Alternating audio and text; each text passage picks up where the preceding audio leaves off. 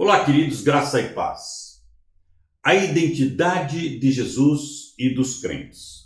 Mateus 17. Quase uma semana depois da confissão de Pedro, acontece a transfiguração de Jesus.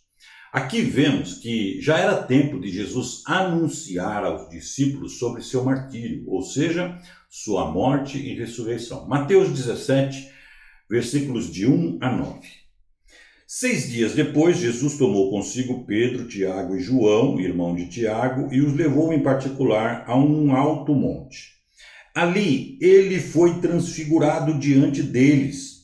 Sua face brilhou como o sol, e suas roupas se tornaram brancas como a luz.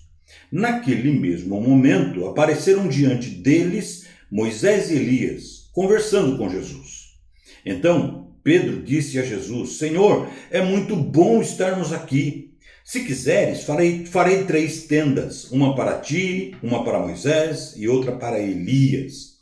Enquanto ele ainda falava, uma nuvem resplandecente os envolveu, e dela saiu uma voz que dizia: Este é o meu filho amado, em quem me agrado.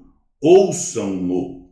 Ouvindo isso, os discípulos prostraram-se com o rosto em terra e ficaram aterrorizados. Mas Jesus se aproximou, tocou neles e disse: Levantem-se, não tenham medo.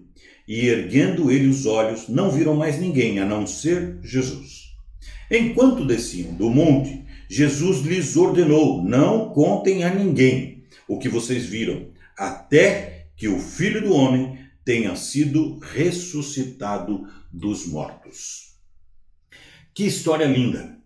Que manifestação de Deus, o Pai! Não só para Jesus e os discípulos lá naquele dia, mas também para nós todos, para a igreja. Muito ensino aqui nesse texto. Vamos pensar em apenas um desses ensinos, que é: nós temos identidade. Nós somos filhos de Deus. Vocês se lembram que no início do ministério de Jesus, em seu batismo diante de João Batista, Deus se manifestou em voz audível, dizendo: Este é o meu filho amado, em quem me agrado. Mateus 3, 16 e 17. Ali foi Deus reafirmando a paternidade sobre Jesus e declarando o amor dele por seu filho. E nós já falamos aqui também que o próprio Jesus fala da sua identidade como filho do Pai. Ele aproveita o testemunho da mulher cananeia, cuja filha ele curou, e Jesus diz que ele é o filho de Davi, como ela mesma tinha declarado.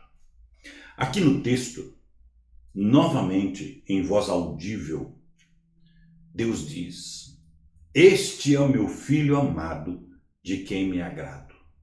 Ouçam-no. Queridos irmãos, nós somos herdeiros em tudo que Jesus conquistou, na vida, na morte e na ressurreição. Muitas vezes o crente não se lembra disso. Parece que é apenas um membro de uma instituição muito legal, chamada igreja. Aqui, igreja com letra minúscula. A igreja militante na terra. Não, irmãos, é muito maior que isso. O que Deus fez por nós em Jesus foi muito mais precioso. Paulo, na carta aos Colossenses, capítulo 1, versículo 13, diz: Ele nos resgatou do domínio das trevas e nos transportou para o reino do seu Filho amado. Então, irmãos, nós também temos identidade semelhante a Jesus, o Filho de Deus. Nós somos filhos de Deus, adotados sim, mas filhos, membros da Igreja de Cristo. Aqui sim, igreja com letra maiúscula, a igreja triunfante de Jesus Cristo. E não dá para eu te explicar o quanto isso é precioso. Você precisa experimentar isso. Não fique acomodado em uma posição de mero membro de um clube religioso. Você tem a identidade de um filho de Deus. Mas não se esqueça que isso nos traz tanto bênçãos quanto responsabilidades como filhos de Deus. Deus, o Pai, no momento em que diz que Jesus é o seu Filho amado, ele manda: ouçam-no.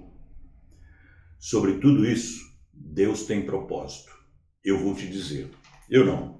A Bíblia é Sagrada. Preste muita atenção. Efésios, capítulo 1, versículos de 4 a 6. Deus nos escolheu nele, em Jesus, antes da criação do mundo, para sermos santos e irrepreensíveis em sua presença. Em amor, nos predestinou para sermos adotados como filhos, por meio de Jesus Cristo, conforme o bom propósito da sua vontade, para o louvor da sua gloriosa graça, a qual nos deu gratuitamente no amado. Diante desse propósito divino, eu preciso te dizer: ouçam-no. Amém. Fiquem com Deus. Fiquem na paz do Senhor Jesus.